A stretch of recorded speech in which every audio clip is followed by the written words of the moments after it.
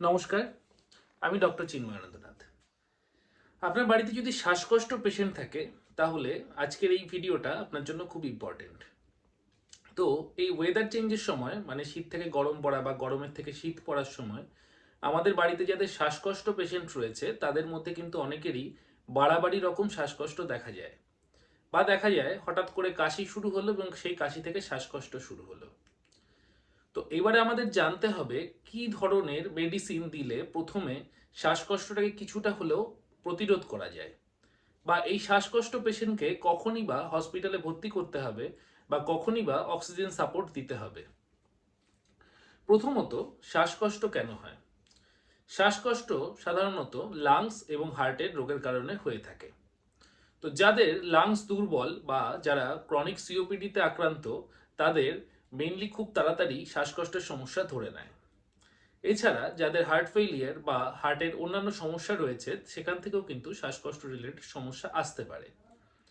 এবার প্রথমে আমাকে বুঝতে হবে বা প্রথমে জানতে হবে যে আপনার বাড়িতে যে পেশেন্ট রয়েছে তার শ্বাসকষ্ট মেইনলি কি কারণে হয়। যদি লাংসের কারণে হয় তাহলে বুঝতে হবে অতিরিক্ত মিউকাস সিক্রিশন বা অতিরিক্ত কফ জমে যাওয়ার জন্য কিন্তু শ্বাসকষ্ট হতে পারে। তো প্রথমত, যদি প্রাইমারি লেভেলে দেখা যায় যে খুব আস্তে আস্তে কাশি হচ্ছে বা আস্তে আস্তে কফ সিক্রিশনটা বাড়ছে, তাহলে প্রথমেই কিন্তু উচিত ডাক্তার দেখিয়ে সেই কফ সিক্রিশনটাকে কমানো বা ওই ইনফেকশনটাকে সারিয়ে নেওয়া। যদি অ্যাডভান্স লেভেলে চলে যায়, হঠাৎ করে যদি বাড়াবাড়ি হয় শ্বাসকষ্ট, তাহলে কিন্তু আপনারা ইনহেলার ইউজ করতে পারেন। সাধারণত আমরা শ্বাসকষ্ট পেশেন্টদের কিছু ইনহেলার প্রেসক্রাইব করে থাকি। যদি বাড়িতে কোনো রকম কোনো ইনহেলার থেকে থাকে, যেরকম ব্রঙ্কোডাইলেটর ইনহেলার যেমন লিবোসালবুটামল বা ইপ্রাটোপিয়াম ব্রোমাইডের সঙ্গে যে সমস্ত কম্বিনেশন ইনহেলারগুলো পাওয়া যায়, যদি সেই ইনহেলার আপনার কাছে থাকে তাহলে সেক্ষেত্রে ইনহেলারটা ইউজ করলে কিন্তু সাময়িক রিলিফ পাওয়া যেতে পারে। এছাড়া যাদের ক্রনিক ব্রঙ্কাইটিস বা অ্যাডভান্স স্টেজ সিওপিডি রয়েছে তাদের যদি শ্বাসকষ্ট শুরু হয়, তাদের কিন্তু অনেক সময়ই দেখা যায় যে শুধু ইনহেলারে কাজ হয় না। তখন বাড়িতে যদি নেবুলাইজার মেশিন থাকে তাহলে ইপ্রাটোপিয়াম ব্রোমাইড প্লাস লিবোসালবুটামল বা শুধু লিবোসালবুটামল এবং তার সঙ্গে যদি ইনহেলেশন কর্টিকোস্টেরয়েড বা ইনহেলেশন স্টেরয়েড যেগুলো রয়েছে যেমন বুডেসোনাইট বা ফলমেটালল, এগুলো দিয়ে যদি একটু নেবুলাইজ করা যায় তাহলে কিন্তু কিছুটা হলেও রিলিফ পাওয়া যায়। এবার আমি আসছি, নেবুলাইজ করা হলো বা ইনহেলার দেওয়া হলো, তারপরেও দেখা যাচ্ছে যে শ্বাসকষ্ট কমছে না। তখন কিন্তু ইনজেক্টেবল স্টেরয়েড মানে হাইড্রোকর্টিসন বা মিথাইলপ্রেডনিসোলান বা ডেক্সোমিথাজোন ইনজেকশন কিন্তু ইউজ করা যেতে পারে। তবে আমি কখনোই বাড়িতে সেই ধরনের ইনজেকশন দেওয়া সাজেস্ট করব না। এবার আমি আসছি যে কোন পেশেন্টকে হসপিটালাইজ করতে হবে।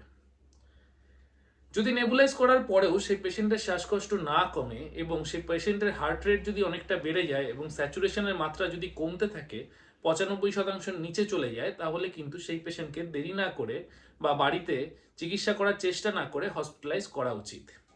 এবং কখনো যদি কোনো পেশেন্টের অক্সিজেনের মাত্রা 90%-এর নিচে নেমে আসে, তাহলে কিন্তু পেশেন্টকে অক্সিজেন সাপ্লিমেন্টেশন বা অক্সিজেন সাপোর্ট দেওয়া দরকার।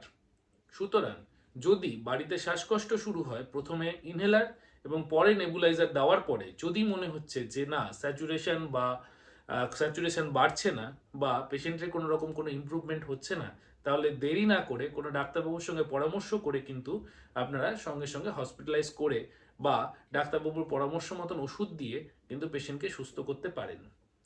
শ্বাসকষ্ট পেশেন্টের বাড়াবাড়ি হলে কিন্তু অনেক সময় যেটা দেখা যায়, সাময়িকভাবে কিছু নর্মাল মেডিসিন দিয়ে বা সাময়িকভাবে কিছু ইনহেলার ইউজ করে পেশেন্ট তখনের মতন একটু সুস্থ হতে পারে। কিন্তু এই সমস্ত ক্ষেত্রে অনেক সময় দেখা যায় পেশেন্টের ভেতরে ভেতরে কার্বন ডাই অক্সাইড জমতে থাকে এবং এই কার্বন ডাই অক্সাইড জমার কারণে কিন্তু পেশেন্ট হঠাৎ করে ড্রাউজি হয়ে যায় বা পেশেন্ট আস্তে আস্তে নিস্তেজ মতন হয়ে যায়। তখন কিন্তু হসপিটালাইজ করলে অনেক সময় দেখা যায় যে পেশেন্টকে ভেন্টিলেশনে দিতে হয়। সুতরাং আপনারা প্রাইমারি স্টেজে যদি পেশেন্টকে হসপিটালে নিয়ে যান বা ডাক্তারের পরামর্শ অনুযায়ী চিকিৎসা করেন, তাহলে কিন্তু এই ভেন্টিলেটর ব্যাপারটাকে আপনারা নিজেরাই বাড়িতে বাড়ি থেকেই অ্যাভয়েড করতে পারেন। সুতরাং যদি শ্বাসকষ্ট পেশেন্ট আপনাদের কাছে থাকে তাহলে যথাযথ ব্যবস্থা নিন এবং খুব তাড়াতাড়ি হসপিটালে নিয়ে যান বা ডাক্তারবাবুর পরামর্শ নিন। বাড়িতে শুধু শুধু ফেলে রেখে পেশেন্টকে খারাপ করবেন না। নমস্কার।